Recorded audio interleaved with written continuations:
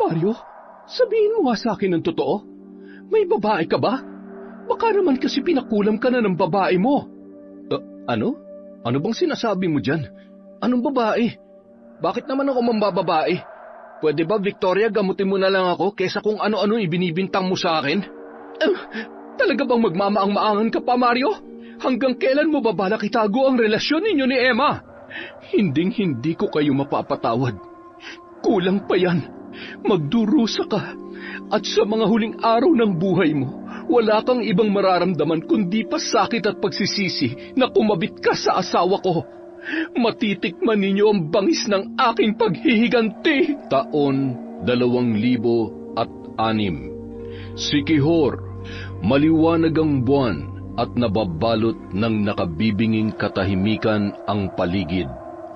Tanging huni ng mga kuliglig ang naririnig ng mga oras na yon.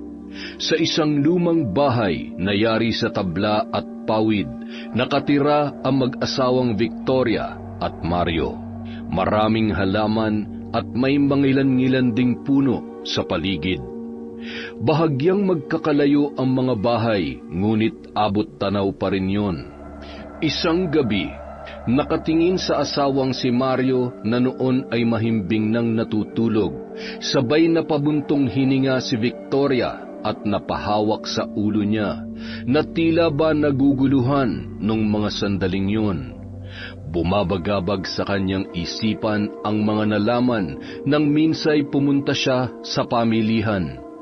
Narinig mismo ng dalawa niyang tainga ang mga bulong-bulungan ng kanyang mga kapitbahay na hindi napansin na naroroon siya at nakikinig habang nagkakalat ng tsismis ang mga ito. Uy, Mare, napansin mo ba sina Mario at Emma? Naku, alam kaya ni Victoria na ginagapang na ang asawa niya ng haliparot niyang kapitbahay? Ay, naku, ano kaya mangyayari kapag nalaman ni Victoria na nambababae ang asawa niya? Talaga? Totoo? Grabe naman ang kakatihan ng babaeng yan. Sa dami ng lalandiin ay talaga naman pinili niya pa yung may asawa. Alam mo, salot ang mga ganyan. Dapat dyan pinakukulang para madala, hindi ba? Paulit-ulit na sumasagi sa kanyang isipan ang mga boses na yon. Nagpahid ng luha si Victoria habang pinagmamasdan ang kanyang asawa. Pinagsilbihan kita at minahal ng higit pa sa buhay ko. Anong karapatan mo para saktan ako ng ganito? Taksi ka! Nakakuyom ang mga kamao, sabay tumayo at tumungo sa harapan ng kanyang lumang aparador. Agad niyang kinuha ang isang lumang baol kung saan naroon ang mga kagamitan sa pangkukulam na minana niya pa sa kanyang yumaong mga magulang. Habang mahimbing na natutulog si Mario, ay dahan-dahan itong lumabas ng pinto sa may kusina. Bit-bit ang lumang baol at ang isang gasera na magsisilbing ilaw niya sa daan. Papunta ang babae sa may gubat sa may bandang likod ng kanilang bahay. May isang lumang kubo roon na malapit sa taniman ng kanilang mga gulay. Inilabas niya ang mga gamit sa pambabarang. Doon niya sinimulang gawin ang kanyang maitim na balak sa kanyang asawa. Kinuha niya ang libro at ang manika, sinindihan ang kandila at nagsimulang bigkasin ang mga kakaibang salita upang maisagawa ang ritual ng pambabarang. Sa ngalan ng itim na kapangyarihan, saksi ang buwan at lahat ng buhay dito sa ibabaw ng kalupaan. Alagad ng kadiliman, dalawin niya sa panaginip ang aking asawa. Sindakin at pahirapan siya hanggang sa unti-unti siyang hindi makahinga. Sa pamamagitan ng mga bato at makalawang na mga pakong ito na ilalagay ko sa mga tuhod mo, Mario. Mula sa gabing ito, mahihirapan kang makatayo at makalakad. Namnamin mo ang sakit na higit pa sa pagtataksil sa akin. Ipinapangako ko, magbabayad kayo sa ginawa niyo. Pagsisisihan niyo ang lahat ng ito. Mga walang hiya kayo. Hindi ko lubos maisip na magagawa mo sa akin to. Isinusumpa ko magdurusa ka sa bawat minuto ng buhay mo hanggang sa tuluyan ka ng gumapang sa lupa at mamatay kasama ang kabit mo. Samantala, habang natutulog si Mario, bigla itong dinalaw ng masamang panaginip. Hindi niya magawang igalaw ang kanyang katawan. Pinipilit ng lalaki na sumigaw, ngunit walang lumalabas na boses sa kanyang bibig. Gising ang kanyang diwa, pero hindi niya maimulat ang kanyang mga mata. Anong nangyayari sa akin? Bakit hindi ko maigalaw ang katawan ko? Bakit parang may mabigat na nakadagan sa dibdib ko? Victoria, tulungan mo ako. Ayaw ko pang mamatay. Victoria! Habang tumatagal, lumalakas ang boses ng babae na nakaupo sa kanyang tagiliran. Nakabelong itim at ibinubulong ng paulit-ulit ang kanyang pangalan. Hindi niya maaninag kung sino yon, ngunit nababakas sa tinig nito ang galit na tila ba gusto siyang patayin nung mga oras na yon. Unti-unting humarap yon at hawak ang isang punyal na punong-puno ng dugo. Sino ka? Lumayo ka sa akin. Ano bang kasalanan ko sa iyo? Bakit gusto mo akong patayin? Maawa ka! Wag! Wag! Napabalikwas sa pagkakahiga. Hingal na hawak ang kanyang dibdib. Ramdam niya ang panlalamig ng buo niyang katawan at patuloy sa pagdaloy ang butil-butil niyang malamig na pawis. Samantala, patuloy pa ring binibigkas ni Victoria ang sagradong ritual sa bisa ng nilagay niyang mga bato at kalawang impako sa mga tuhod ni Mario. Nang subukang bumaba sa katring hinihigaan ay hindi niya maigalaw ang kanyang mga paa. Nasundan pa yon ng malakas na sigaw at pamimilipit dahil sa sobrang sakit na kanyang nararamdaman nung mga oras na yon. Diyos ko, ano ba nangyayari sa akin? Victoria, tulungan mo ako! Victoria! Teka, nasan ba yung asawa ko? Samantala, habang naglalakad pabalik ng bahay si Victoria, dinig na dinig niya sa di kalayuan ang pagpupumalahaw ng kanyang taksil na asawa. Napangisi ito at nagmamadaling pumasok sa kanilang bahay. Oh, asawa ko, ano nangyayari sa'yo? Ayos ka lang ba? Anong masakit sa'yo? Hindi ko nga maintindihan eh. Kanina hindi ko maigalaw ang katawan ko, tapos ngayon sobrang sakit ng tuhod ko. Hindi ako makalakad sa sakit. Aray, parang tinutusok ng kung ano. Saan ka ba nanggaling? Kulang pa yan. Nagsisimula pa lamang ako, Mario. Nagpahangin lang ako sa labas. Hindi kasi ako makatulog eh. Paano ba kasi yan? Bakit bigla-bigla na lang sumakit ang tuhod mo? Saan ka ba kasi nagpupunta at anong ginagawa mo para sumakit yan ng ganyan? Ay, gusto mo ba hilutin ko? Kawawa naman ang asawa ko. Hindi ka kasi makontento sa isa. Ang lakas ng loob mo na maghanap pa ng iba. Hala, sige, mambabae ka pa. Hindi lang yan ang aabutin mo, Mario. Paano ba yan? Hindi ka na makakalakad. Hindi mo na mapupuntahan ang kabit mo. Hindi kaya nanununo ka, Mario? May sinakyan ka. Naapakan ka ng masamang elemento, engkanto, duwende o nangangating nilalang. Ano sa tingin mo? Aray. Ay, masyado ka nagpapapaniwala sa mga ganyan.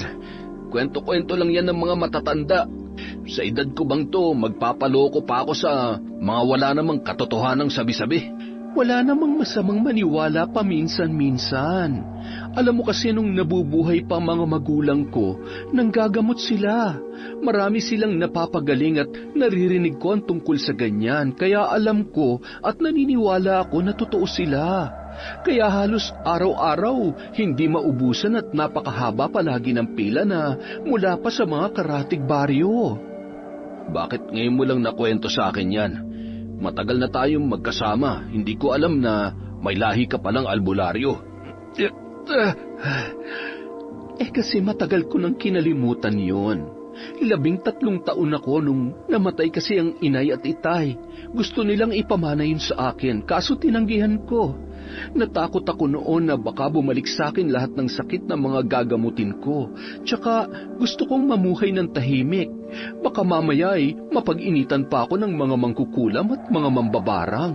Kaya nagpakalayo-layo na lamang ako at nagtrabaho hanggang sa nakilala kita. Ay, teka, ano ba't parang namamaga at may kung anong nakakapa ako dito sa tuhod mo?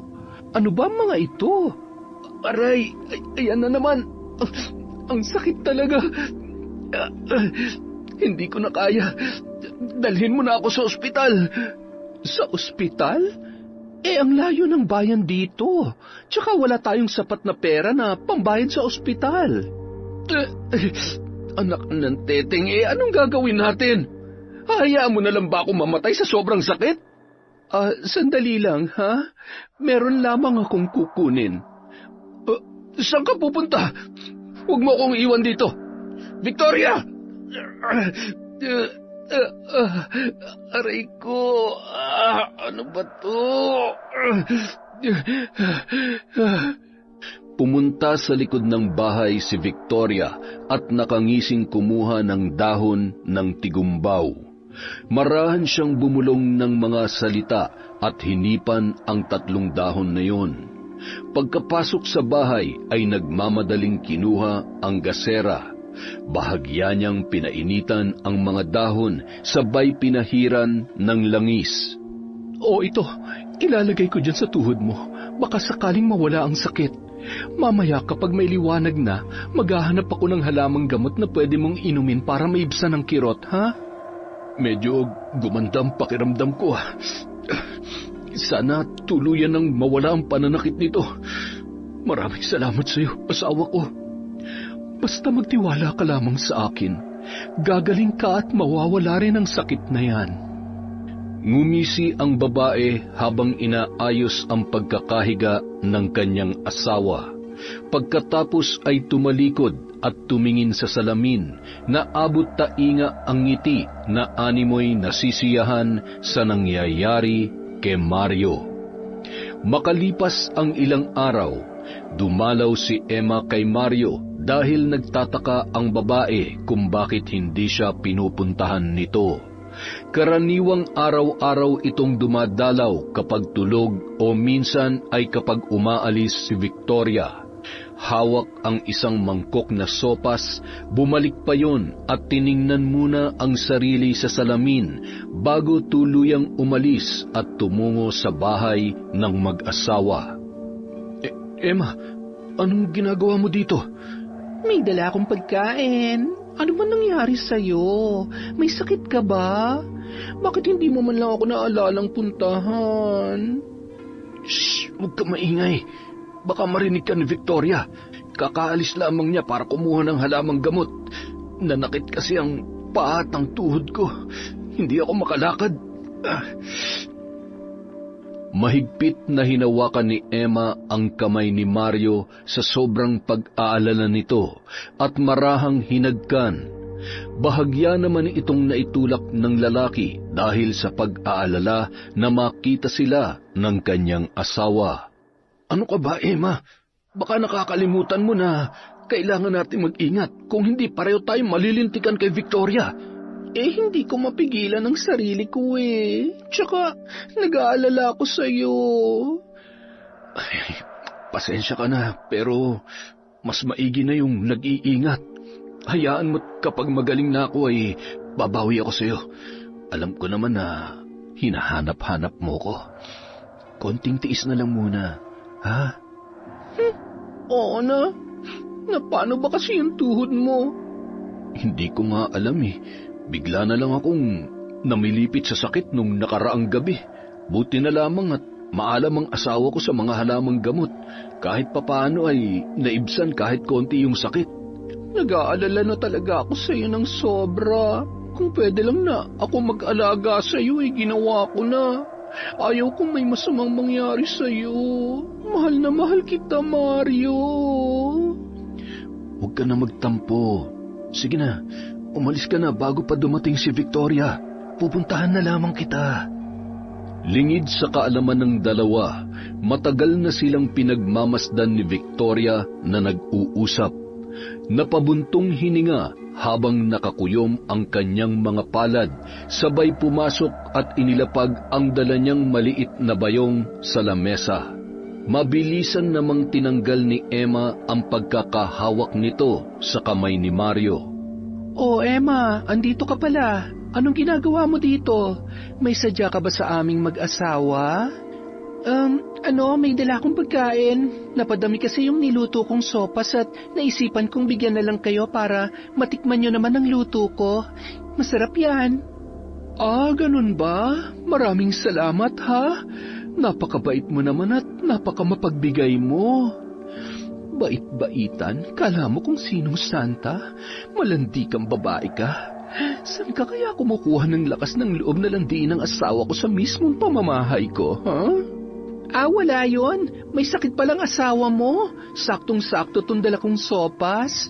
Ano bang nangyari dyan kay Mario? Hindi ko nga alam eh. Sa lagay parang kinukulam yata ang asawa ko.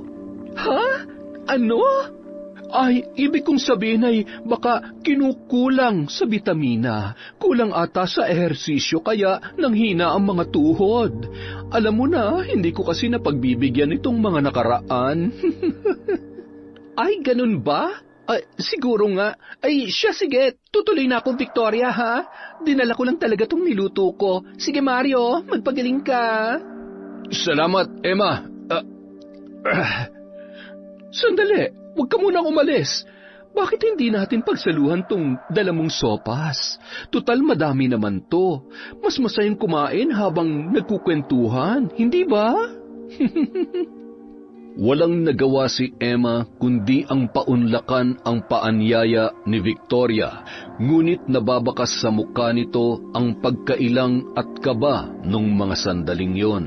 Nagtagpo ang mga mata ni na Mario at Emma na animoy nag-uusap. Teka lang ha, aasikasuhin ko lang ang mesa para makakain tayo ng maayos. Nakangising inihahanda yon ni Victoria. Kumuha siya ng mangkok, baso at kutsara. Pagkatapos ay niyaya niya na ang dalawa para kumain. Inalalayan ni na Emma at Victoria si Mario para makapunta sa may lamesa at dahan-dahang pinaupo. Tahimik na pinagmamasdan ni Victoria si Emma habang humihigop ito ng sabaw ng sopas. Parang biglaan naman ang sakit nitong si Mario. Tingnan mo namamagarin pala. Yan nga rin ang iniisip ko. Gusto niya pa namang umisa sa akin itong nakaraang gabi, kaya lang hindi niya talaga kaya. Napalunok na lamang si Emma at umiwas ng tingin dahil sa kanyang narinig. Bigla siyang nakaramdam ng selos, ngunit hindi siya pwedeng magpahalata. Siguro ganyan kapag nagkakaedad na. Medyo humihina na talaga ang tuhod. Ay, hindi pa naman masyado. Tingnan mo nga, napakatikas pa ng katawan ni Mario. Hindi naman halata na nagkakaedad na. Sa bagay, kaya nga ang dami-daming babae ang nahuhumaling sa kanya. Kaya lang syempre, ako lang ang pwedeng tumikim at makinabang sa asawa ko. Ay, tama ka dyan. Pero hindi nga kaya nakulam siya? Nakulam? Nagbibiro lamang ako kanina. Sino naman ang gagawa nun sa kanya? Bakit? May ginawa ba siyang masama para siya ay kulamin? Napakabait kaya ng asawa ko. Wala man lang akong nababalitaan na nakaaway niya. Di ba, Mario? Habang humihigop ng sabaw si Mario, bigla na lang itong nasamid sa mga salitang binitawan ni Victoria. May nababalitaan kasi ako na mga kinukulam at binabarang tapos ganyan na nangyayari. Yung iba nga mas malala pa. Ewan ko ba, nakakatakot nga eh. Naniniwala ka pala sa kulam? Oo naman. Matagal nang usap-usapan yan dito sa baryo natin. Kahit saan ka pumunta, yan ang palagi kong naririnig. Siguro maraming mangkukulam sa baryong ito. Oo nga. Nabalitaan mo ba yung nangyari kay Tess? Pinakulam daw ng asawa ni Berto. Kabit naman pala kasi ni Berto yun. Kaya sa sobrang galit ng asawang babae, ipinakulam siya.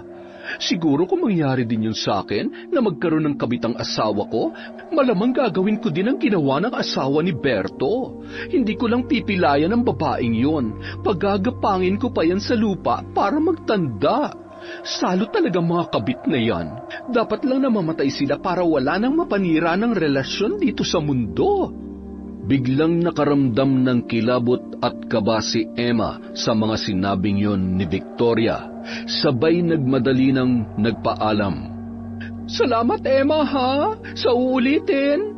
Ang sarap mo palang magluto ng sopas. Grabe ang higop ni Mario. Lahat siguro ng lalaki na makakatikim ng sopas mo mai-inlove sa'yo. Hindi ba, Mario?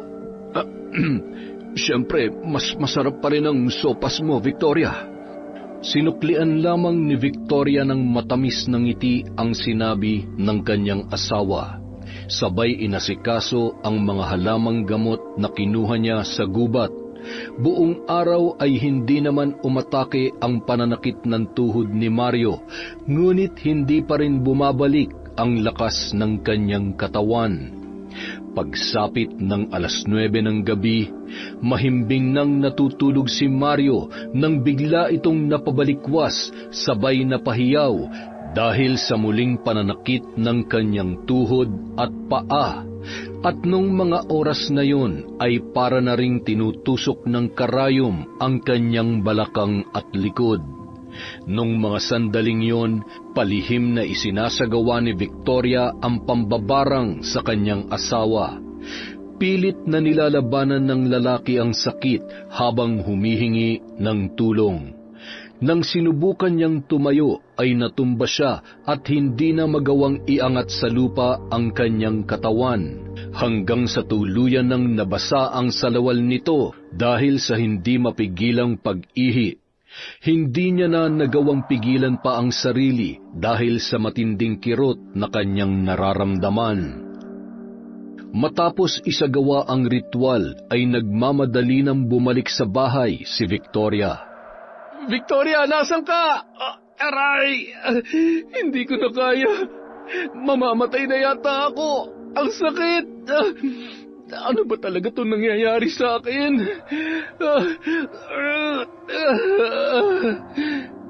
Mario, sabihin mo nga sa akin ang totoo. Nang bababae ka ba? Baka naman ipinakukulam ka na ng babae mo. Ano? Ano pang sinasabi mo dyan? Anong babae? Bakit naman ako mambababae? Pwede ba gamutin mo na lang ako, Victoria? Hindi kung ano-anong binibintang mo sa akin. Talaga bang magmamaang-maangan ka pa, Mario? Hanggang kailan mo balak itago ang relasyon niyo ni Emma? Wala kaming relasyon ni Emma. Saan naman ang galing ang chismis na yan?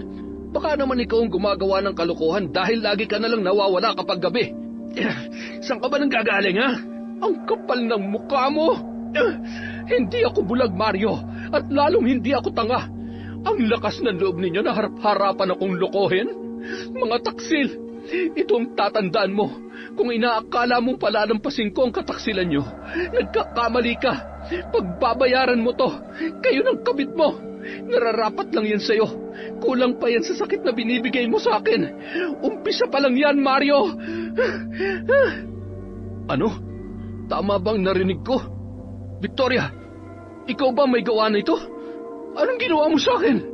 Ano sa tingin mo, Mario? Hayop ka. Magkukulam ka ba? Mambabarang? Ano? Sabihin mo sa akin ang totoo. Mapapatay kita, Victoria. Aray, mapapatay kita. Sabihin na nating totoo yung iniisip mo na isa kong mambabarang. Ako ang dahilan kung bakit hindi ka makalakad ngayon. Ang tanong, paano mo ako papatayin? Hindi ka na nga makatayo at makalakad. Tingnan mo nga yung sarili mo, para ka ng higat na gumagapang sa lupa. Yan ang nababagay sa mga lalaking hindi marunong makontento. Ang dapat sa'yo'y mamatay. Huwag, maawa ka, Victoria. Parang awa mo na. Oo, nagkamali ako. Natukso ako. Patawarin mo na ako. Itigil mo ng pagpapahirap sa akin. Parang awa mo na. Maawa? Bakit ako maaawa sa isang taksil na katulad mo? Sa mga oras na nililingkis ka ni Emma, naisip mo man lang ba ang sakit na nararamdaman ko? Hindi, diba? Dahil manloloko ka at hayop ka, kinamumuhian kita. Patawarin mo na ako, Victoria. Hindi ko sinasadya. Wala na bang natitirang awa dyan sa puso mo? Oo, nagkamali ako, pero sapat na dahilan ba yon para gawin mo sa akin to? Asawa mo pa rin ako. Victoria! Wala na ang Victoria na nakilala mo noon, Mario. Hindi sapat ang pagmamahal ko para kaawaan ka.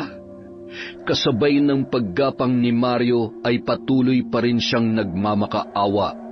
Itinaas ni Victoria ang kanyang mga kamay at umusal ng mga kakilakilabot na salita. Nakapikit ang mga mata nito. Nang mga oras na yun ay unti-unti na ring nandidilim ang paningin ni Mario. Samantala, hindi maipaliwanag ni Emma ang pangangati ng kanyang buong katawan hanggang sa may tumubong malalaki at mapupulang pantal. Naligo siya at pagkatapos ay humarap sa salamin, sabay na pasigaw nang makita ang kanyang itsura. Ano ito? Ano itong tumutubong mga butlik sa mukha ko? Hindi! Humahalakhak si Victoria habang walang malay ang kanyang asawa na hinihila niya at walang kasing lakas na iniangat at ibinagsak sa katre. Nung mga sandaling yun ay patuloy naman sa paghiyaw si Emma at nagkukumahog na pinapahiran ng kung ano-anong mga gamot sa katikati ang kanyang muka at katawan. Hanggang sa makita niya na lalong dumadami ang mga butlig na may madilaw na likido sa loob. Ilang sandali pa, naramdaman niya na rin ang biglang pagsakit ng kanyang tiyan na tila ba tinutusok ng kung ano-anong matatalas na bagay. Aray! Ang sakit ng tiyan ko! Ibis! Ano ang mga... Tulungan niyo po ako! Narinig ng ibang kapitbahay ang sigaw at paghingi ng tulong ni Emma, at dali-dali silang pumunta sa bahay ng babae para saklolohan ito. Nadatnan nila na nakahawak sa kanyang tiyan, namimilipit sa sakit habang sumusuka at may iba't ibang mga insekto na lumalabas sa kanyang bibig. Ay, Diyos ko po, Emma! Ano nangyayari sa'yo?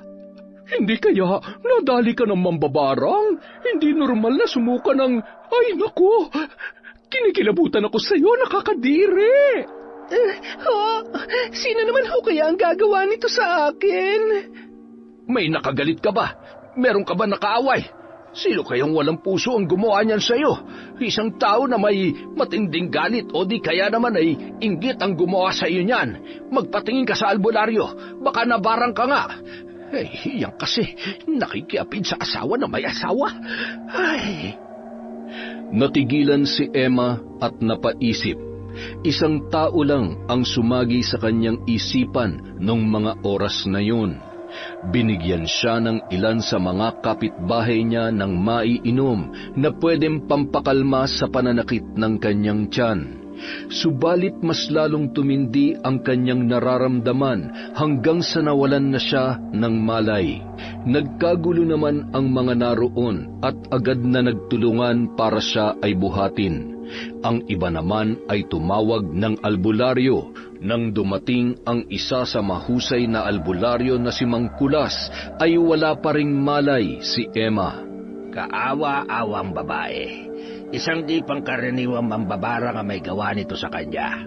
Hindi pantay ang mga daliri niya, oh? Habang nagdarasal ang matanda at hawak-hawak ang kamay ni Emma, nararamdaman niya kung gaano kalakas ang barang na ikinabit sa katawan nito.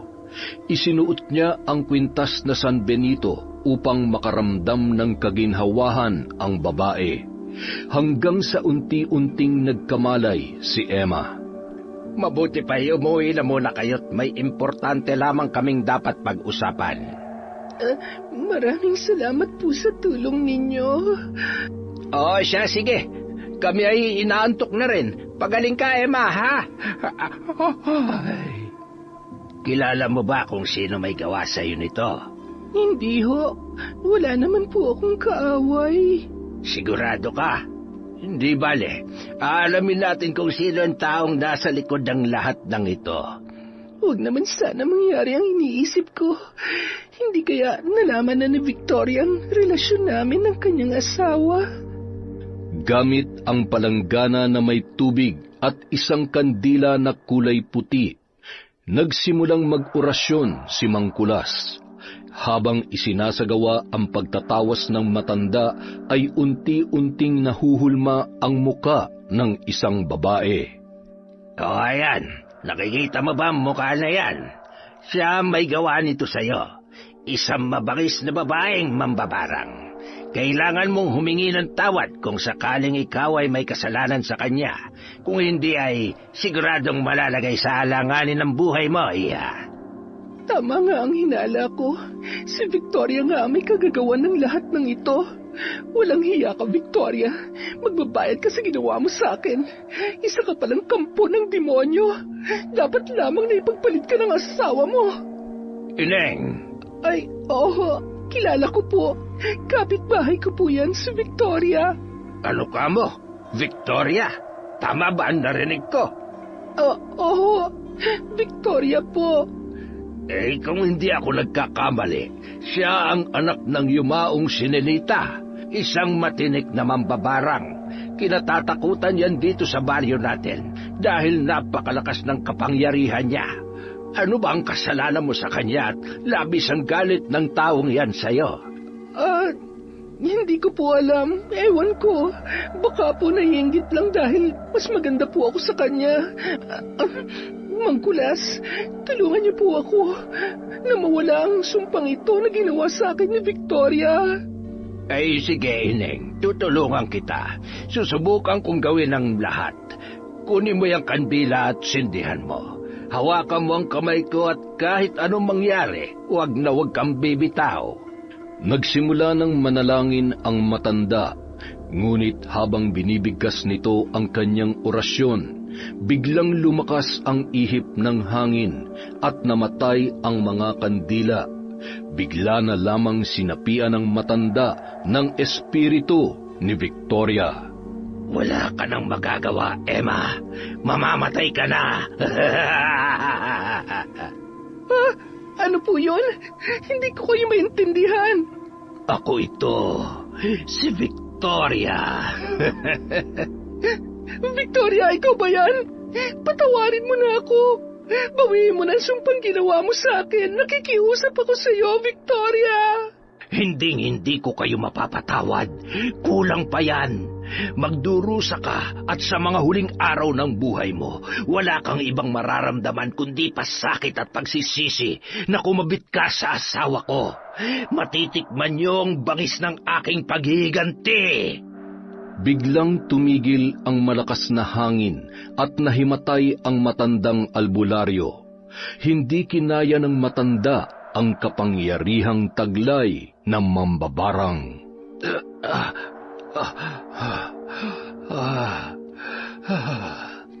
Mang Kulas, ayos lang po ba kayo?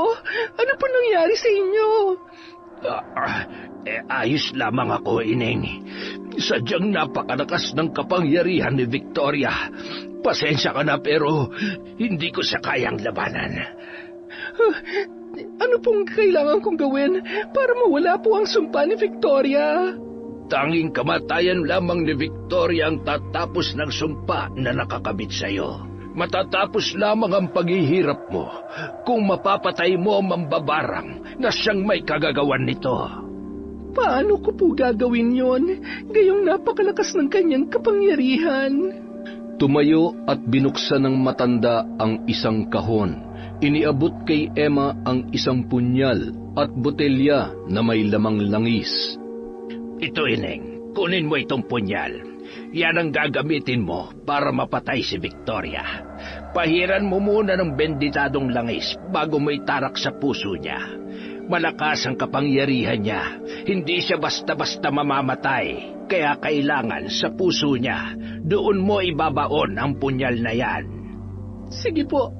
Maraming salamat po, Mang Kulas. Walang anuman, Ineng. Sana ay magtagumpay ka. Ipagdarasal ko ang iyong kaligtasan. Gabayang kanawa ng poong makapangyarihan.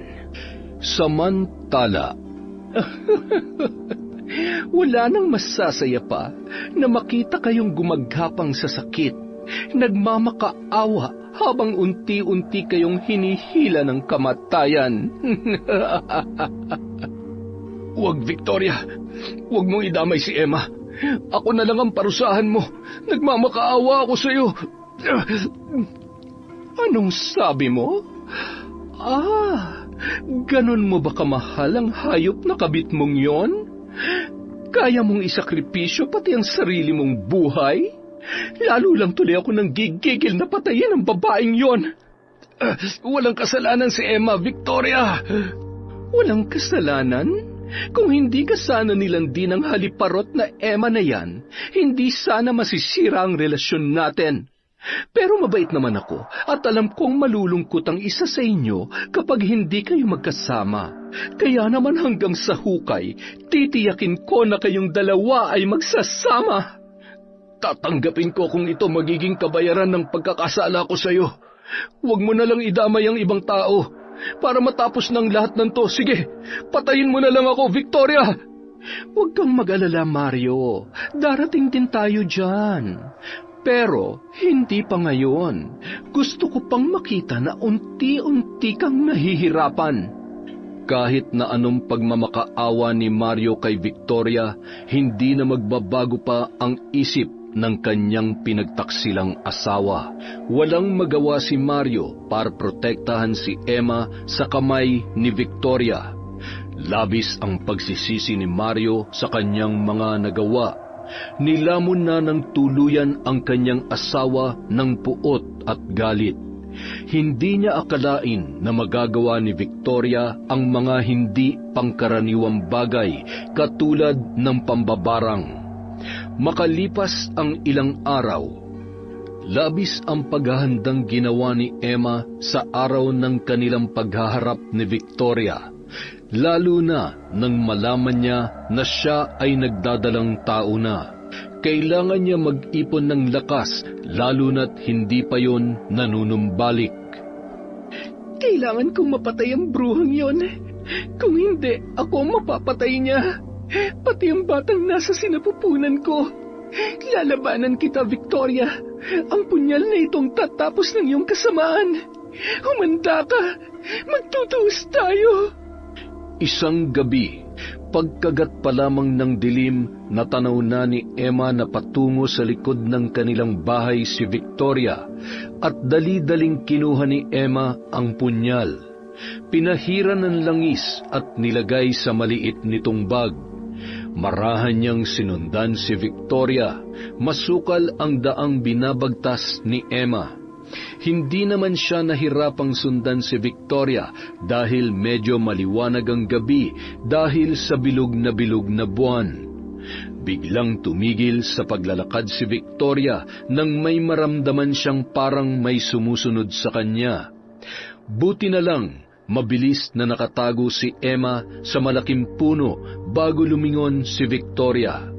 Hindi napansin ni Victoria at nagpatuloy na lamang siya sa paglalakad hanggang sa marating ang lumang kubo. Labis ang takot na nararamdaman ni Emma nung mga sandaling yon, hindi lamang para sa kanyang sarili kundi para sa batang nasa kanyang sinapupunan. Humugot ng lakas ng loob si Emma at naghanap ng tiyempo para harapin ang babaeng bruha. Pagkarating ni Victoria, agad nitong sinindihan ang mga kandila. Hinintay ni Emma na masaksihan niya ang ginagawang pangkukulam ni Victoria para mapatunayan niya na ito nga ang may gawa ng mga yon. Lumuhod at nagsimulang bigkasin ni Victoria ang mga kahindik-hindik na orasyon. Sa kalagitnaan ng kanyang pagdarasal, natigilan ito nang marinig ang boses ni Emma. Victoria, sinasabi ko na nga ba kampon ka ng demonyo? Ikaw ang may gawa nito sa akin. Emma, ang lakas naman ng loob mo para sumugod dito. Mambabarang ka, napakasama mo. Umpisa pa lamang yan, Emma. Paano na lang kung singilin na kita sa pangaahas mo sa asawa ko? Magdurusa kayo. Isinusumpa ko yon. Sa bisa ng itim na kapangyarihan ni Victoria, unti-unting tumataas ang kamay ni Emma at sinasakal nito ang sarili. Hindi makontrol ng babae ang kanyang kamay. Sa bunot, malakas na sampal at paulit-ulit na sinasakal ang leeg nito, hanggang sa nanghina na at nahirapan na siyang makahinga. Victoria, tama na. Tumigil ka na. Maawa ka sa akin. Patawarin mo na ako. Walang-wala pa yan sa sakit na nararamdaman ko, Emma. Magdurusa ka. Sobrang kaparusahan na itong ginagawa mo sa akin, Victoria. Pinagsisisihan ko na ang ginawa kong pakikipagrelasyon sa asawa mo. Sinungaling. Tanging kamatayan lang ang makakabura sa sakit na nararamdaman ko. Matatahimik lamang ako kapag napatay na kita. Kayong dalawa ng pinakamamahal kong asawa. Samantala, biglang kinabahan si Mario at parang may naririnig siya na sigaw ng isang babae mula sa kinaroroonan ng dalawa. Pinilit niyang gumapang sa lupa habang iniinda ang kirot ng kanyang paa. Gayon din ang nagnanaknak niya ng sugat sa buong katawan. Nadatnan niyang sinasakal ni Emma ang sarili. Napalingon si Victoria nang marinig ang boses ng kanyang asawa. Victoria! Mario, tulungan mo ako. Anong ginagawa mo dito, Mario? Ano, para saklolohan si Emma? Bakit? Sa tingin mo may magagawa ka? Grabe naman talaga ang pagmamahal mo para sa babaeng higad na ito. Kahit pa magkandara pa at dumugoy ang mga sugat mo, talagang nagpumilit ka para lamang iligtas siya. Kahit pagtulungan niyo pa akong dalawa, hindi niyo ako matatalo. Ano naman ang laban niyo sa taglay kong napakalakas na kapangyarihan? Ha? Gusto niyo na bang ipasundo ko kayo kay kamatayan? Diyan ka nagkakamali, Victoria. May katapusan rin ang kasamaan mo. Lumaban ka ng patas kung talagang matapang ka. Sa lahat naman ng kabit na nakilala ko, ikaw lang ang bukod tanging saksakan ng kapal ng muka at palaban. Gusto ko yan. Gusto mo ng patas na laban? Sige, pagbibigyan kita. Kinuha ni Emma ang punyal sa manipis na bag na nakasiksik sa kanyang tagiliran, sabay itinutok kay Victoria. Itong punyal na ito ang tatapos sa kasamaan mo, Victoria. Emma, umalis ka na. Tumakas ka na. Ako nang bahala dito. Sina, Emma? Hindi, Mario. Tatapusin ko ang laban na to. Wawakasan ko ang kademonyohan ng babaeng yan. Bakit? Sa tingin mo, kaya kong patayin ang pipitsuging armas mo na yan, Emma? Nagpakawala ng kapangyarihan si Victoria. Biglang lumakas ang hangin at tinatangay sina Mario at Emma na noon ay pilit na kumakapit sa mga maninipis na baging at mga damo hanggang sa tuluyang tumilapon ang punyal na hawak ni Emma. Mario, ang punyal! Victoria, maawa ka! Alang-alang sa batang dinadala ko! Lalong nag-init ang ulo ni Victoria sa kanyang narinig. Lapastangan! Talagang nagbunga pa ang kataksilan ninyo. Mga hayop kayo! Isinusumpa ko magiging miserable ang buhay ninyo. Hindi kayo magiging masaya hanggat ako'y nabubuhay. Sinubukang sugurin ni Emma si Victoria. Nagtagumpay naman siya na patumbahin ang babae, ngunit gumanti ito. Sa sobrang lakas ni Victoria, tumalsik si Emma at tumama sa isang puno, dahilan ng pagtulo ng dugo mula sa kanyang noo. Awang-awa naman si Mario sa sinapit ni Emma sa kamay ni Victoria, kaya lumapit ito sa harapan ng kanyang asawa. Lumuhod at nagmakaawa sa bruhang babae. Ngunit sa halip na pakinggan ito, ganoon din ang nangyari kay Mario. Tumilapon siya sa kalayuan at nakaramdam ng matinding sakit dahil sa pagtama ng mga sugat niya sa nakatambak na maliliit na sanga. Hindi nagpatinag si Emma, muli niyang sinugod si Victoria gamit ang kapirasong kahoy na napulot niya. Hinampas niya ito, kaya biglang napahiga sa lupa. Demonyo ka, Victoria! Kampon ka ni Satanas! Hindi mo ko kaya, Emma! Ako ang tatapos sa kasamaan mo! Ikaw ang tatapusin ko. Kung sa tingin mo kaya mo ko, pues nagkakamali ka. Dapat sa mga katulad mong kabit ay pinapatay. Nagpagulong-gulong sa damuhan ang dalawang babae at parehong nakahawak sa kanilang buhok ang kanilang mga kamay. Pilit na kinakalmot ni Victoria ang muka ni Emma. Sinipa naman ni Emma ang tagiliran ng bruha at nabitawan siya nito.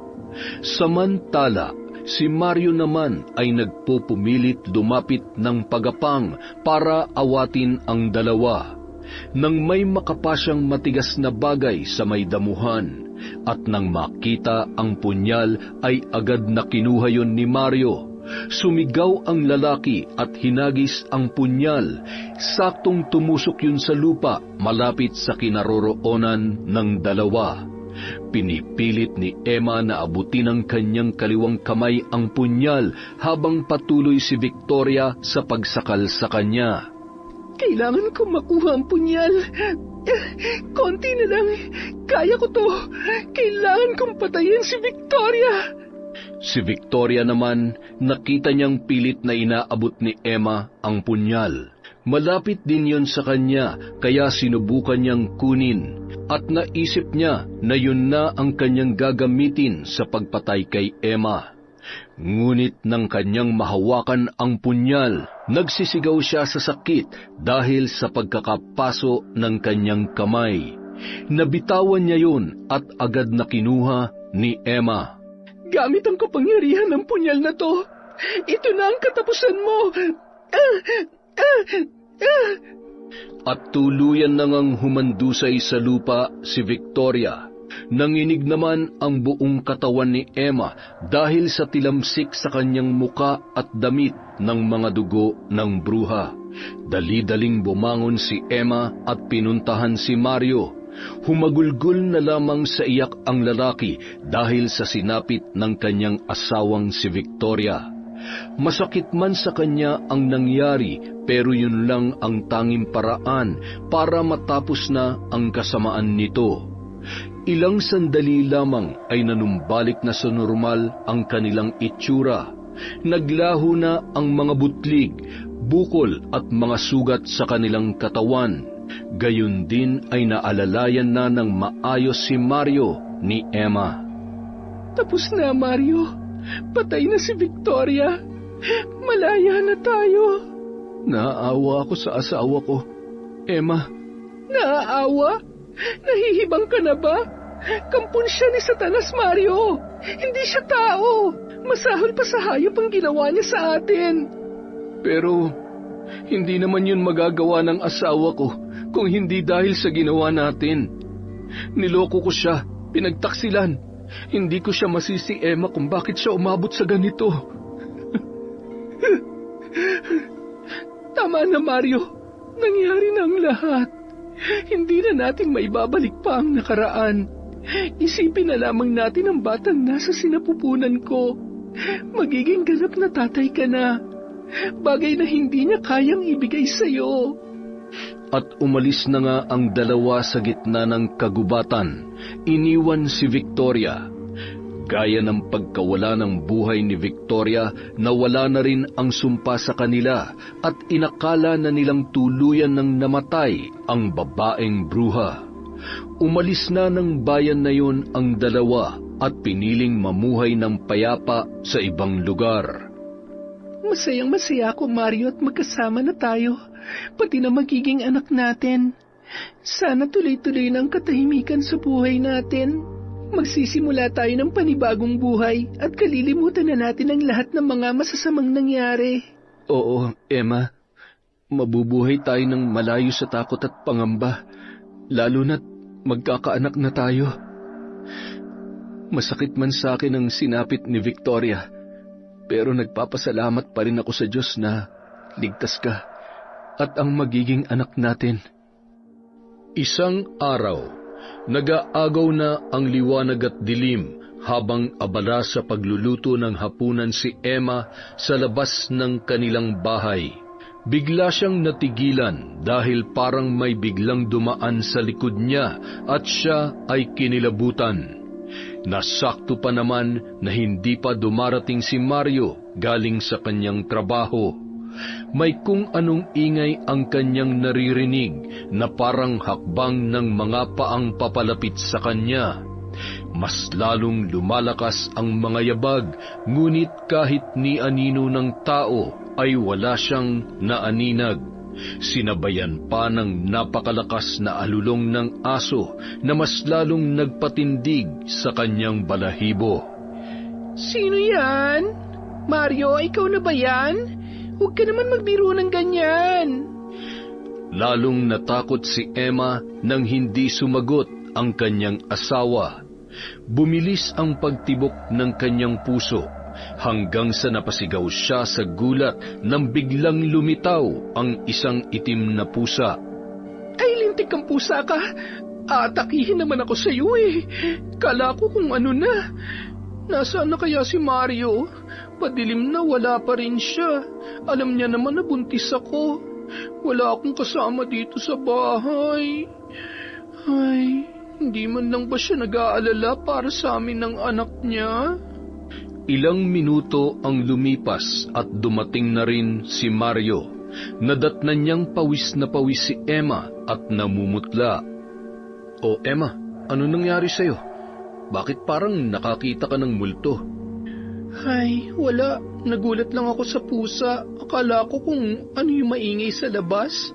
Akala ko inaaswang na kami ng anak ko eh. Teka, bakit ngayon ka lang? Di ba sabi ko sa'yo umuwi ka palagi na maaga? Alam mo naman na buntis ako eh. Hindi pwede mag-isa ako dito sa bahay lalo na sa gabi. Sige ka, baka kung ano mangyari sa amin ng anak mo. Pasensya na, nag-overtime kasi ako sa trabaho. May pinapatapos kasi sa akin si boss eh. Ganun ba? Sige na, magbihis ka na at kakain na tayo. Pagkatapos nilang kumain, naghugas ng pinggan si Emma at nag-ayos sa kwarto para makapagpahinga na sila. Habang si Mario ay nakatulog na at naghihilik na dahil sa sobrang pagod. Samantalang si Emma naman ay hindi mapakali. Hindi siya makatulog. Palipat-lipat ng posisyon at sinusubukang matulog. Parang ang init-init ng kanyang pakiramdam. Halos maghubad na siya ng damit sa sobrang alinsangan. Samantalang si Mario ay himbing na himbing at nakapamaluktot pa na parang giniginaw sa sobrang lamig. Nagtataka siya dahil pumapasok naman ang hangin sa bintana at karaniwang malamig ang panahon sa lugar nila dahil napapaligiran ito ng mga puno. Hindi maipaliwanag ni Emma ang nangyayari sa kanya hanggang sa nagising si Mario dahil sa hindi mapakali ang babae. Oh, Emma, bakit gising ka pa? Hindi ka pa natutulog? Makakasama yan sa anak natin. Hindi ako makatulog eh. Ewan ko ba, ang init-init ng pakiramdam ko. Anong mainit? Lamig na lamig nga ako eh. Ano ba nangyayari sa'yo? Naligo ka ba kanina? Baka naman kaya naiinitan ka dahil... Aba, syempre naman naligo ako. Ewan ko ba, banas na banas talaga ako. Sige na, matulog na tayo. Teka, nasa na ba yung pamaypay para mapaypayan na kita? Ay, ang buntis nga naman oh. Kinaumagahan, maagang umalis si Mario para pumasok sa trabaho habang si Emma naman ay naiwan sa bahay. Nililibang ang sarili sa mga gawaing bahay. Napapadalas ang pag-overtime ni Mario sa trabaho at laging gabi na kung umuwi. Buti naman at dumating ka na. Halos mamuti na ang mata ko sa kaantay sa'yo. Mababali na ang leg ko sa kakatanaw kung paparating ka na. Bakit ba parang napapadalas ng pag-uwi mo ng gabi? Di ba sabi ko sa'yo maraming ginagawa sa trabaho? Kaya palagi kami pinag-o-overtime ni boss. Napag-usapan na natin to. Bakit araw-araw kailangan mo mag-overtime? Tigilan mo ako, Mario. Baka nang bababae ka dyan, ha? Baka pumupunta ka sa babae mo pagkatapos ng trabaho kaya palagi ka nalang gabi kung umuwi dito sa bahay. Ano ka ba naman, Emma? Hindi ko gagawin sa iyo yan, lalo na sa anak natin. Nagtatrabaho na nga ako para sa inyo tapos pag-iisipan mo pa ako ng masama? Hindi mo ako masisisi, Mario. Alam mo naman kung saan tayo nagsimula bago tayo tuluyan nagsama. Pwede ba wag ka na nga mag-isip ng kung ano-ano dyan? Ang akin lang naman kasi, umuwi ka ng maaga. Alam mo naman nakakatakot mag-isa dito sa bahay, lalo na't buntis ako. Oo na, sige na. Bukas magsasabi na ako kay boss na hindi na ako mag-o-overtime para naman makauwi ako agad at mapanatag ang kalooban mo. Ano, ayos na ba? Pwede na tayo matulog? Nang sumunod na araw, malapit na magdilim, nagmamadaling umuwi si Emma galing sa palengke. Bumili siya ng pansahog na gulay sa lulutuin niyang sinigang. Habang naglalakad, may nakasalubong siyang matandang babae. Hindi pa naman katandaan. Mahaba ang puting buhok nito at nakasuot ng bestida. Oo, Ineng. Bakit mag-isa ka lang? Delikado na umaalis ka ng bahay na walang kasama kapag magagabi na, lalo na at buntis ka. Sabay hinimas nito ang kanyang tiyan. Nagtaka si Emma kung paano nalaman ng matanda na buntis siya, gayong hindi pa naman masyadong malaki ang kanyang dinadala. Abay, hindi mo na itatanong. Isa akong kumadrona dito sa baryo natin. Kaya sa isang tingin ko pa lang, alam ko na kung buntis ang isang babae. Sa katunayan, kagagaling ko lang doon sa may Purok 3. May pinaanak ako. Ganoon po ba? Eksakto po naghahanap ako ng kumadrona, yung mag-aalaga sa pagbubuntis ko. Malayo po kasi tayo sa bayan kaya mahirap na baka pag nanganak ako hindi na ako makaabot. Abay, oo nga naman. Buti na lamang at nagkita tayo, iha. Saan po palang bahay ninyo? Para kung sakaling kailangan ko po ng tulong ay mapapuntahan ko po kayo sa asawa ko. Ay, malapit lang dito ang bahay ko, iha. Nakikita mo ba yung puno ng mangga? Diretso ka lang dyan, tapos pangatlong bahay, yun na ang aking tirahan. Aba, sakto po. Malapit lang po pala sa amin. Diyan lang po sa unahan ng bahay namin. Oh, siya, sige. Tutuloy na ako. Sige po, Aling. Ano ho pala ang pangalan nyo? Ako si Coring. Sige po, Aling Coring. Maraming salamat po. Walang anuman, iha. Mag-iingat ka. Tinanaw niya pa ang matanda na naglalakad papunta sa bahay nito. At nang makalayo-layo ay lumingon at kumaway pa yon. Ngumiti at nagpatuloy na siya sa paglalakad pauwi sa kanilang bahay. Pagkarating ng bahay ni Emma, ilang minuto lang, dumating na rin ang kanyang asawang si Mario. O Emma, saan ka ba galing? Gabi na. Bakit naman lumalabas ka pa ng ganitong oras? Diyan lang, bumili lang ako ng gulay. Siya nga pala asawa ko. May nakilala akong kumadrona, si Aling Coring. Malapit lang ang bahay niya dito sa atin. Tamang-tama kapag manganganak na ako, hindi na tayo mahihirapan pang maghanap ng kumadrona. Mabuti naman kung ganun, para hindi na tayo lalayo pa para maghanap kapag manganganak ka na. Pagkatapos magluto ni Emma ng kanilang hapunan, habang kumakain ang mag-asawa, biglang napatigil sa pagsubo si Emma nang biglang kumirot ang kanyang tiyan. Aray! Ang sakit ng tiyan ko, Mario! Namimilipit sa sakit si Emma at napayuko nang maramdaman ang pagdaloy ng dugo sa kanyang binti. Naku po, Emma, dinudugo ka. Ang baby natin, Mario! Hindi pwedeng mawala ang anak natin! Natataranta at hindi malaman ni Mario kung ano ang kanyang gagawin. Malayo sa bayan at gabi na, kaya natitiyak niyang mahihirapan na siyang makahanap ng masasakyan. Ano ba, Mario? Tutunganga ka na lang ba dyan? Puntahan mo na si Aling Coring. Humingi ka ng tulong sa kanya. Bilisan mo. Dali-dali namang umalis ang lalaki para humingi ng tulong sa matanda. Nagtanong-tanong siya sa kinaroroonan ng bahay ng nasabing kumadrona. Humihingal ito nang makarating doon. Agad namang sumama ang matanda kay Mario para saklolohan ang babaeng buntis. Pinahiran niya ng langis ang tiyan ni Emma at pinainom ng halamang gamot. Tumigil ang pagdurugo nito at pati na ang pagkirot ng kanyang tiyan. Huwag ka na mag-alala. Maayos na ang lagay mo. Ligtas naman ang bata. Mabuti na lamang at malakas ang kapit niya. Ay, salamat sa Diyos. Salamat po, Aling Coring. Hindi ko po alam kung anong gagawin ko kapag nawala ang batang nasa sinapupunan ko.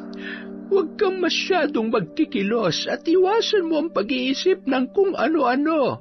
Nakakasama yan sa bata. Mario, alagaan mong mabuti itong asawa mo. Maraming salamat po, Aling Coring. Kung hindi dahil sa inyo, baka wala nang anak namin ni Emma. Walang anuman yon. Basta kung sakali man na may kakaiba ka pang mararamdaman, papuntahan mo lamang ako sa iyong asawa. Nang magpaalam ang matanda ay nagmabuting loob si Mario na ihatid ito, ngunit mariin namang tumanggi ang naturang kumadrona. Mula ng gabing yun, napapadalas ang pagsakit ng tiyan at pagsama ng pakiramdam ni Emma. Palagi naman silang tinutulungan ng matanda. Napakasarap niyong paglaruan, mga taksil. Akala niyo ba'y matatakasan niyo ang mga kasalanan niyo sa akin? Lingid sa kaalaman ni na Emma at Mario, nabuhay pa si Victoria. Dahil sa malakas na kapangyarihan at pananampalataya sa itim na kapangyarihan, ay nagkaroon siya ng pagkakataon na mabuhay at magpatuloy na maghasik ng kasamaan. Minabuti ni Victoria na pansamantalang alisin sa 2 taksil ang sumpa ng kanyang pambabarang para hindi nila malaman na buhay pa nga siya hanggang ngayon. Samantala, si Aling Coring ay sinasapian lamang ni Victoria upang gamitin niya sa kanyang paghiganti sa 2 taksil. Humanda kayo sa bangis ng aking pagbabalik. Kung mapagtatagumpayan ko ang aking plano, ay wala nang tatamis pa. Samantala, 12:00 ng gabi, si Emma ay nagising nang biglang sumakit ang kanyang tiyan at nakita niyang maraming buhok sa unan nito. Nang haplusin niya ang kanyang ulo, ay maraming buhok ang sumama sa kanyang kamay. Napaiyak ang babae sa sobrang takot. Sa halip na luha ang tumulo sa kanyang mga mata, napahiyaw siya ng dugo ang kanyang nakita. Tumayo at humarap sa salamin habang umiiyak at takot na takot sa nangyayari sa kanya. Nagpalingon-lingon siya at itinakip ang kanyang kamay sa kanyang mga tainga nang marinig ang kahindik-hindik na boses ng isang babae na tinatawag ang kanyang pangalan. Emma? Emma? Magbabayad ka, Emma. Kukunin ko ang anak mo at mamamatay ka. Wag! Emma, gising! Nananaginip ka! Bakit ka sumisigaw? Si Victoria! Buhay siya! Kukunin niya ang anak natin! Tahan na. Panaginip lang yun.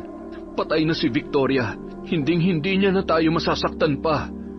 Paano kung buhay pa ang babaeng yun? Natatakot ako, Mario. Demonyo siya at siguradong papatayin niya tayo. Huwag ka mag-isip ng kung ano-ano. Nandito ako para protektahan kayo ng anak ko. Isa pa, kailanman ang patay hinding-hindi na mabubuhay. Kaya matulog ka na. Tama na yan. Ha? Malalim na buntong hininga na lamang ang itinugon ng babae. Hindi na makatulog si Emma ng gabing yon dahil sa labis na pag-aalala. Sa takot na baka pagpikit ulit ng kanyang mga mata ay muli niyang makita si Victoria sa kanyang panaginip. Sana nga, isang masamang panaginip lamang yon. Patay ka na, Victoria. Patay ka na, kaya tigilan mo na kami. Dahil kapag nagkataon, mga nganib ulit ang buhay namin, pati na ng anak ko. Diyos ko, alam kong malaki ang kasalanan ko sa inyo, pero kayo na po ang bahala sa pamilya ko. Ilayo mo po kami sa nagbabadyang kapahamakan, lalong-lalo na sa anak namin ni Mario. Samantala, sa trabaho ni Mario, abala siya sa bodega habang inaayos ang mga gamit na naroon. Nagulat si Mario nang biglang pumasok ang kanyang katrabahong si Sonia. Nagtaka siya dahil kakaiba ang ngiti at kilos nito. Sonia, anong ginagawa mo dito? At bakit mo nilaki ang pinto? Ikaw naman, masyado ka naman nerbyoso. Alam mo bang kanina pa kita hinahanap? Bakit mo naman ako hinahanap? Ano bang kailangan mo? Lumapit ito sa kanya at hinawakan ang kanyang muka. Akmang hahalikan siya nang maitulak ni Mario si Sonia. Ano ba, Sonia? Tumigil ka nga. Alam mo bang ginagawa mo? Huwag ka na magpakipot, Mario.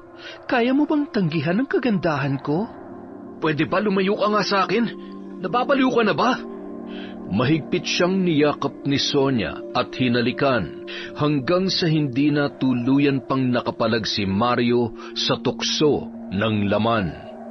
Nung mga oras na yun, wala sa sariling pag-iisip si Sonia. Huwag ka nang magmalinis, Mario. Di ba ganitong gusto mo? Ayan, kusa nang lumalapit sa'yo. Ayaw mo pa? Ano bang pinagsasasabi mo dyan? Parang hindi ikaw si Sonia. Hindi ganyan ang ugali mo, Sonia. Hindi mo na ba ako nakikilala, Mario? Ako ang totoong nagmamay-ari sa bawat parte ng katawan mo. Ha? Victoria? Ako nga. Magbabayad ka. Mamamatay ka. Sinugod at sinakal ng babae si Mario at unti-unting tumataas ang paa nito sa sahig. Victoria, bitiwan mo ako. Maawa ka. Lupayan mo na ako. Ano ba? Inihagis ni Sonia ang lalaki at tumilapon ito sa may mga karton na wala ng laman. Pinipilit bumangon ni Mario at pigilan ng babae. Niyapos ng mahigpit ni Mario si Sonia, ngunit kakaiba ang lakas nito. Victoria, umalis ka na sa katawan ni Sonia. Nagmamakaawa ako. Tigilan mo na kami. Sa ngalan ng Panginoong Hesus, tulungan niyo po ako. Itaboy niyo po ang masamang espiritong pumasok sa katawan ng babaeng ito. Biglang lumakas ang ihip ng hangin at may itim na usok na lumabas sa katawan ng babae. Hindi pa tayo tapos, Mario. Magkikita pa tayo. Hintayin mo ang pagbabalik ko. Kasabay ng pag-alis ng itim na usok sa katawan ni Sonia, kasabay naman ng pagbagsak niya sa sahig. Nawalan yon ng malay at nagising na tila ba walang nangyari. Nang magkamalay ay hindi malaman ni Mario kung papaano ipapaliwanag sa babae ang mga nangyari sa kanya. Inalalayan niya na lamang yon para makatayo at pinainom ng tubig. Pagka-uwi sa bahay ni Mario, tahimik at mababakas sa mukha niya na malalim ang kanyang iniisip. Mas pinili niyang hindi sabihin sa kanyang asawa ang mga nangyari sapagkat alam niyang mag-aalala ito at makakasama sa batang nasa sinapupunan niya. Ngunit hindi maiwasan ni Emma na usisain ang asawa nang mapansin na nababahala ang mukha ni Mario. Kanina ka pa walang kibo dyan.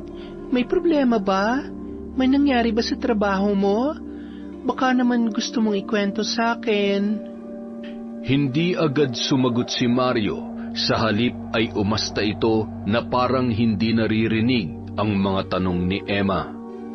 Uy Mario, ano ba? Kinakausap kita. Hindi mo ba talaga ako papansinin? Pasensya na, napagod ako sa trabaho at medyo masama ang pakiramdam ko ngayon. Ano nga yung tinatanong mo?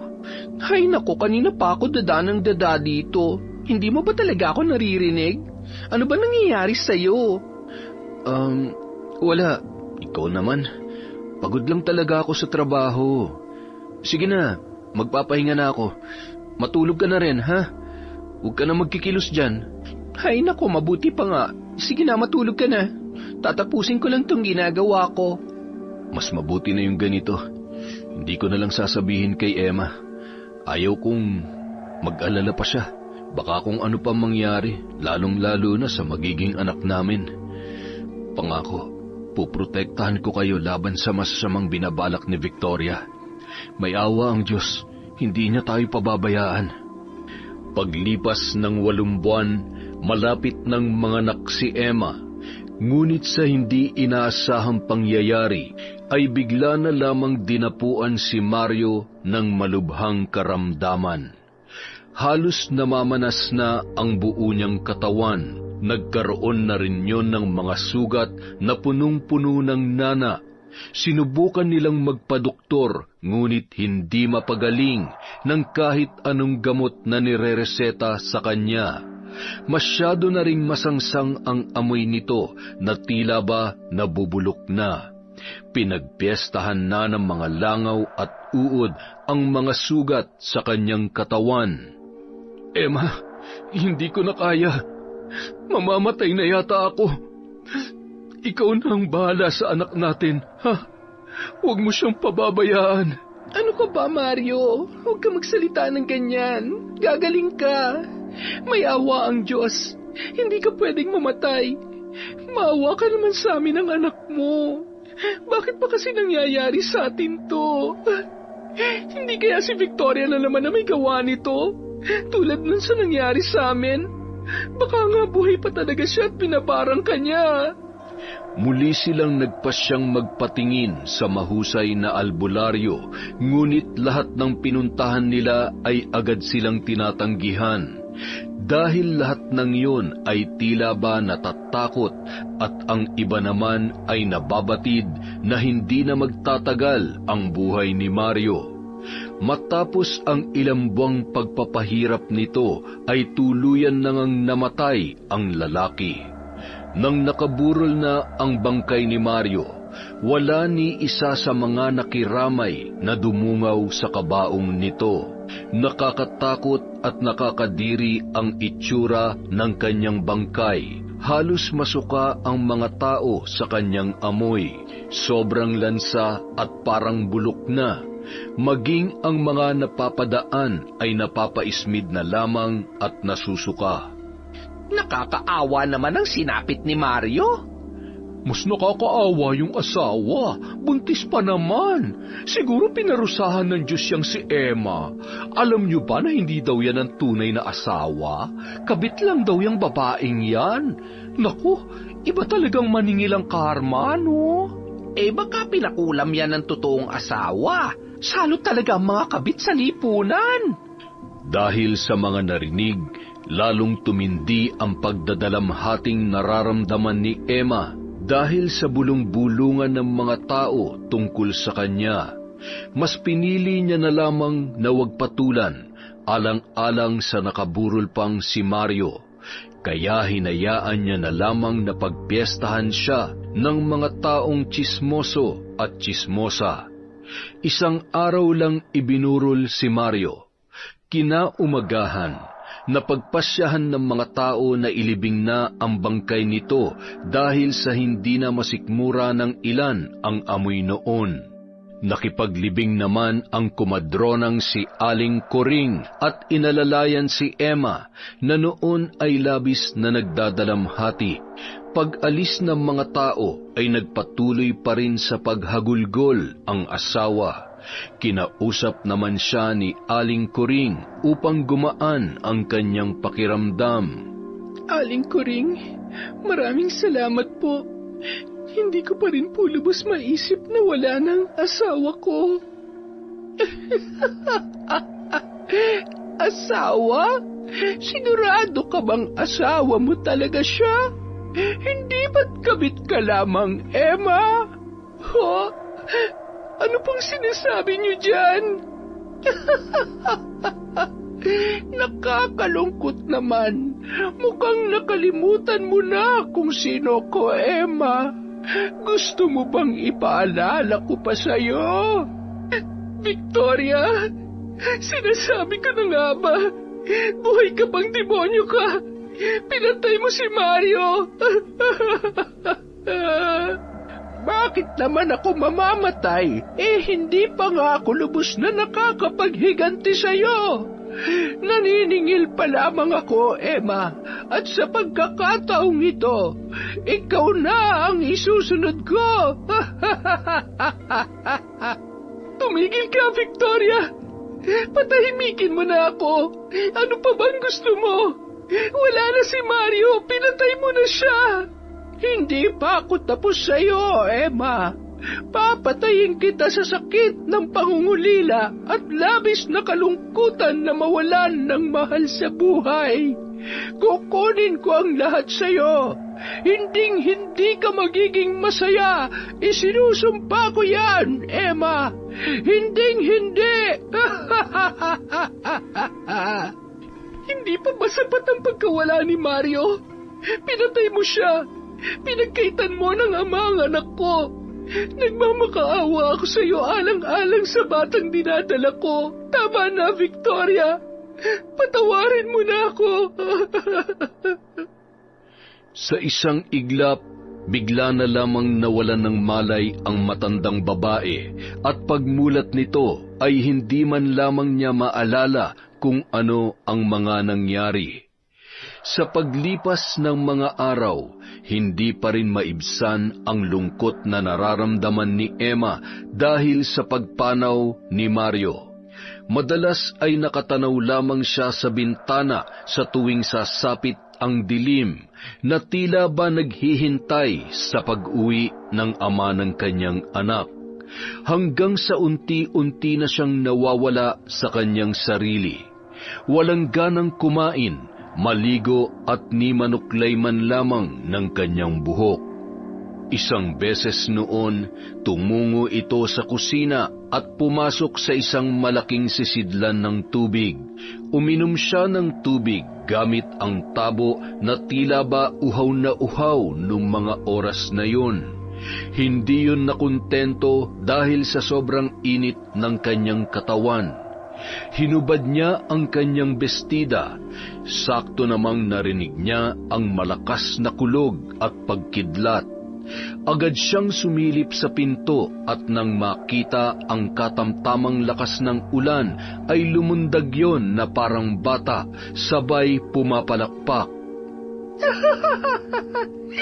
Maliligo na ako. Maliligo na tayo, anak ko. Pauwi na ang Tatay Mario mo. Ang lamig ng ulan. Yahoo, Mario! Hoy, Mario, halika na. Maligo na tayo sa ulan. Napapailing na lamang ang mga taong nakakakita kay Emma. Ay naku, tuluyan na yatang nasiraan ng bait si Emma. Kawawa naman. Ay, alam mo, sigurado ko na pinaglalaroan ng mambabarang yan. O di kaya naman ay nakarma na siya dahil sa pangaagaw ng asawa na may asawa. Maliban sa madalas itong nagsasalita ng mag-isa, ay madalas na rin itong nagbabahay-bahay na walang saplot at may dala-dala na kung ano-anong bagay. Nangangatok ng pinto at umiiyak, nagtatanong sa bawat tao na magbubukas sa kanya. Hoy, babae, nakita mo bang asawa kong si Mario? Hinahanap na siya ng anak namin eh. Pakisabi naman umuwi na siya. Gabi na kasi. Wala kaming kasama ng anak ko. Kawawa naman ang anak ko.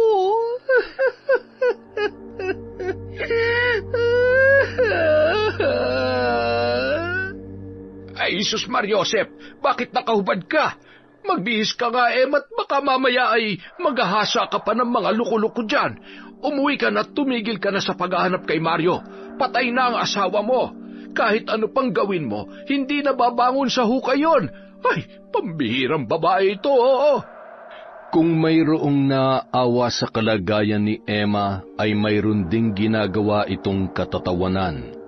Hindi na ito umuuwi sa bahay at kung saan-saan na lamang natutulog kung saan abutin ng antok.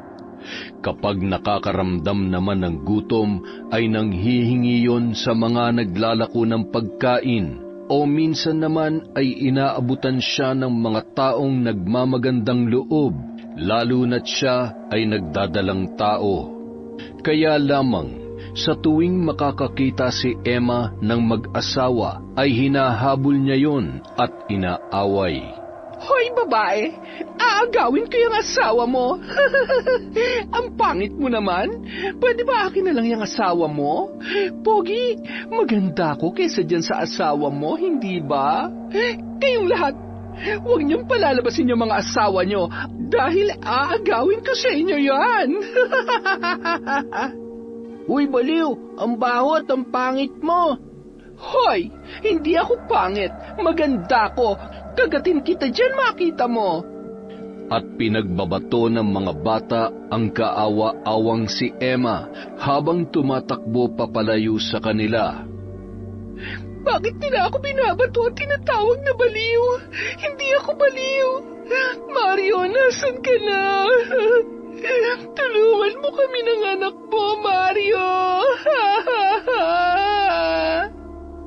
Samantala, matapos ang ilang araw na hinahanap si Emma ng matandang babae na si Aling Kuring, natagpuan niya na rin ito na natutulog sa may tambakan ng basura. Emma, iha, gumising ka! Diyos ko, ano na nangyari sa'yo? Wala ka man lang saplot sa katawan. Ay mapapahamak ang bata sa sinapupunan mo sa ginagawa mong ito. Sino ka? Bakit mo ako tinulungan? Kilala mo ko? Nakita mo ba ang asawa ko? Nakita mo ba si Mario? Ay, halika na, iha. Umuwi na tayo at magagabi na. Hayaan mo at dadalawin natin si Mario. Agad namang sumama si Emma na animoy tuwang-tuwa sa sinabi ng matandang kumadrona na noon ay nasa maayos na kaisipan. Hindi na halos humihinga ang matanda dahil sa masangsang na amoy ng babae. Mababakas ang makapal na dumi sa buong katawan nito. Mahahaba at napakarumi ng kuko sa kamay at paa ni Emma. Pagdating sa bahay ay agad na pinaliguan siya ng matanda at binihisan. Matapos paliguan, bigla na lang nakarinig ng malakas na sitsit mula sa labas ng bahay ang matandang kumadrona. Victoria, alam kong ikaw yan. Tama na. Maawa ka naman sa kalagayan niya, lalong-lalo na sa sanggol na nasa kanyang sinapupunan. Wala kang magagawa kundi sundin ako. Kapag sinuway mo ko, ikaw ang papatayin ko. Huwag mong hayaang tuluyang ka ng lamunin ng kasamaan. Hanapin mo sa puso mo ang pagpapatawad. Nandyan siya. Nandyan na naman siya, Mario. Huwag ka maingay, baka marinig na tayo. Papatayin tayo ni Victoria. Anak, huwag ka maingay. Shh, shh, shh. Ilang sandali lamang ay napasigaw si Emma dahil sa biglaang paghilab ng kanyang tiyan. Sabay pumutok na ang kanyang panubigan. Agad naman itong inalalayan ng matanda papunta sa katre at pinahiga. Nagmamadaling kinuha ang mga gamit niya sa pagpapaanak. Gamit ang kwintas na suot nito, hinubad niya yon sabay bahagyang inilagay sa ibabaw ng dila ni Emma ang mutya ng langka upang mapadali at hindi mahirapan si Emma sa paglabas ng kanyang sanggol. 3 sunod-sunod na pag-iri at malakas na hiyaw ang pinakawalan ni Emma, kasabay ng paglabas ng bata at malakas na pag-iyak nito. Nang hihina man ay naiiyak na kinarga ni Emma ang kanyang sanggol. Anak ko, mahal na mahal ka ni nanay. Nung mga sandaling yun, ngumisi ang matanda at kinuha ang bata kay Emma. Hoy, saan mo dadalhin ang anak ko? Ibalik mo siya sa akin. Sinubukan niyang bumangon, ngunit wala siyang sapat na lakas para tumayo dahil sa hindi niya maigalaw ang kanyang kaliwa at kanang paa. Napahagulhol na lamang siya sa pag-iyak. Ilang sandali lamang ay bigla na lang nagdilim ang kanyang paningin at nawalan siya ng malay. Samantala, karga-karga ang lalaking sanggol. Palingon-lingon si Aling Kuring habang naglalakad papalayo sa kanyang bahay. Malayo-layo na rin ang kanyang nalakad patungo sa sakayan. Nang makakita siya ng tricycle ay agad na pinara yon at nagmamadaling sumakay. Bumaba siya sa may alanganing lugar. Binayaran niya kaagad ang driver at sinigurong nakaalis na ang tricycle bago naglakad papunta sa kubo na nasa gitna ng kakahuyan kung saan naninirahan si Victoria. Nakangisi naman na nag-aabang ang babae. Salamat, Aling Kuring. Mabuti na lang at sinunod niyo ang gusto ko. Akin na ang batang yan. Ano kayang mararamdaman ng nanay mo kapag nalaman niya na nasa akin ka? Pasensya ka na dahil hinding-hindi mo na makikita ang anak mo, Emma. Sana ito na rin na maging katapusan ng iyong paghihiganti. Tama na. Pagpahingahin mo na ang puso mo sa galit. Habang pinapahirapan mo si Emma, maaalala mo rin ng paulit-ulit ang sakit na dinulot niya at ng asawa mo. Ikaw ang magbibigay kapayapaan dyan sa puso mo, Victoria. Patawarin mo na sila. Makakaalis ka na, Aling Kuring. Maraming salamat sa tulong mo, pero hindi ko kailangan ng mga payo mo. Huwag na huwag mong tutulungan si Emma. Hayaan mo siyang magpalaboy-laboy, magutom at mabaliw sa kahahanap. Ay, Diyos ko! Ano mang kasalanan na nagawa ni Victoria dahil sa pagtataksil ng asawa niya, naway maghilom ang sugat sa kanyang puso at huwag hayaang lamunin ng kasamaan. Kayo na po ang bahalang gumabay sa anak ni Emma. Sana, sa halip na galit, ay mapalitan ng pagmamahal ang puso ni Victoria. Habang karga-karga ng babae ang sanggol, marahang pinagmamasdan ni Victoria ang muka nito.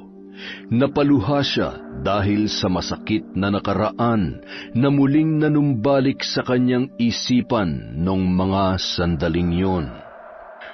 Alam mo ba kung gaano kalaki ang kasalanan ng nanay at tatay mo sa akin? Alam mo ba na ikaw ang bunga ng kanilang kataksilan? Gusto kitang saktan. Gusto kong buhay mo ang maging kabayaran sa lahat ng sakit na naranasan ko. Pero... Habang tumutulo ang luha dahil sa naghahalong galit at hinanakit, ngumisi ang bata at bahagyang ibinuka ang bibig noon.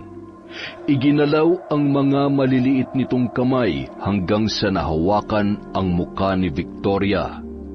Nang mga sandaling yon, napawi ang sakit na kanyang nararamdaman. Makalipas ang 7 taon, nasa pangangalaga pa rin ng mga kanlungan ng may sakit sa kaisipan si Emma.